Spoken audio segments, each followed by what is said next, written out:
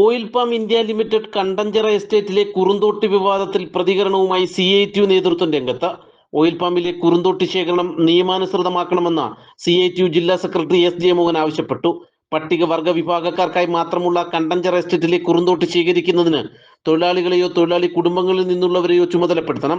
Tender അടക്കമുള്ള നടപടികളിലൂടെ കുറുന്തോട്ടി ശേഖരിക്കാനുള്ള നടപടികൾ സ്വീകരിച്ചാൽ അത് ഓയിൽ പാമിന് അധിക വരുമാനം നൽകും. തൊഴിലാളികൾക്കും ഇത് പ്രയോജനകരവും വരുമാനവും ഉണ്ടാക്കും. ഇത്തരത്തിൽ കുറുന്തോട്ടി ശേഖരിച്ച് പട്ടികവർഗ സൊസൈറ്റിയിൽ നൽകിയ ഉദ്യോഗസ്ഥരെ നാട് കടത്തുന്ന നിലപാടാണ് ഓയിൽ പാം അധികൃതർ സ്വീകരിക്കുന്നത്. വനം വകുപ്പ് ഇക്കാര്യത്തിൽ അനുകൂല തീരുമാനമാകണം സ്വീകരിക്കേണ്ടതെന്നും ജയമോഹൻ പറഞ്ഞു. ആയുർവേദ ഔഷധങ്ങളിൽ ചേർക്കുന്ന ഏറ്റവും പ്രധാനപ്പെട്ട ഒരു ഔഷധ ചെടിയാണ് കുറുന്തോട്ടി.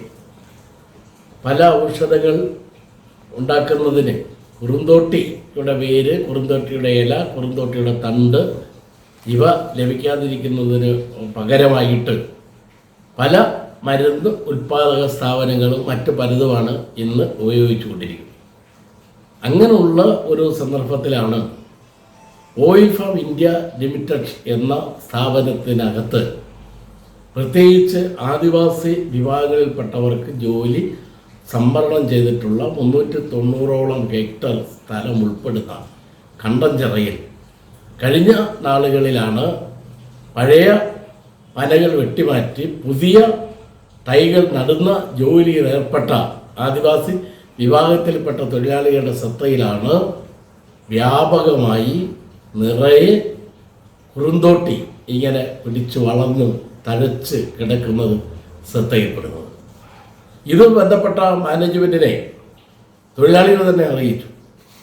മാനേജ്മെൻറ്റിൽ ചിലർക്ക് ഇതിനെ സംബന്ധിച്ച് ധാരണയുള്ള ചിലരാകട്ടെ ഉന്നത ഓഫീസർമാരുമായി കൂടി ബന്ധപ്പെട്ട് ആ കുറുന്തോട്ടി സമാഹരിച്ച് അത് ഗിരിജൻ സംഘത്തിലും മറ്റും കൊടുത്ത് 64,400ഓളം രൂപ ഓയിൽ ഫാം സ്ഥാപനത്തിലേക്ക് അടച്ച് തൊഴിലാളികൾക്ക് ഒരധിക വരുമാനം കൂടെ കിട്ടുന്ന സാഹചര്യം കഴിഞ്ഞ ദിവസങ്ങളിൽ ആണ് ഉണ്ടാകുന്നത്.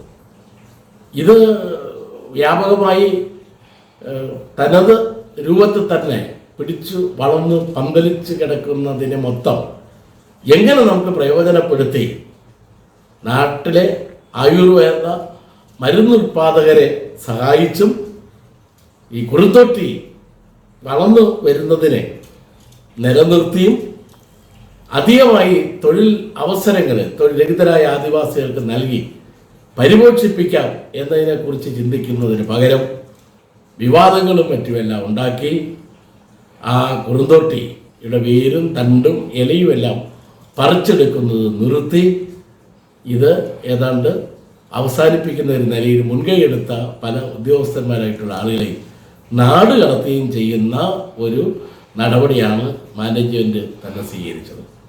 ഫോറസ്റ്റ് അധികാരികളായിട്ടുള്ള ആളുകൾ മുന്നോട്ട് വച്ചിരിക്കുന്ന മറ്റൊരു വാദഗതിയും നമുക്ക് അംഗീകരിക്കാൻ കഴിയുന്നതല്ല. ഈ കുറുന്തോട്ടി ഉൾപ്പെടെ ഉള്ളത് പറിച്ചെടുക്കാനും വിൽപ്പന നടത്തുന്നതിനുമൊക്കെ ഉള്ള ഒരു അധികാരം എന്ന് പറയുന്നത് വന വകുപ്പിനാണ് എന്ന ഒരു വാദം അവരുന്നയിക്കുന്നു.